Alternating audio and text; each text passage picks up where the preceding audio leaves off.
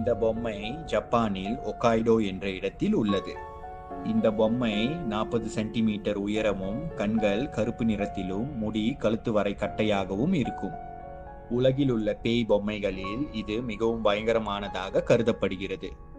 இது 1918ஆம் ஆண்டில் நடந்த உண்மை சம்பவமாகும்.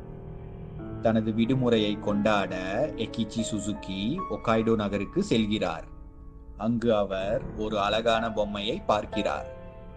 எகிச்சி சுசுகிக்கு அப்பொழுது வயது 17 ஆகும். அந்த பொம்மையை தனது 2 வயது தங்கையான ஒகிகோவிற்கு பரிசாக தர எண்ணினார். பிறகு அந்த பொம்மையை வாங்குகிறார். எகிச்சி சுசுகி வீட்டிற்கு வந்து தனது 2 வயது தங்கையிடம் அந்த பொம்மையை கொடுக்கிறார். சுசுகி கொடுத்த பொம்மை 2 வயதான ஒகிகோவிற்கு மிகவும் பிடித்திருந்தது. ஒரு நாள் யாரும்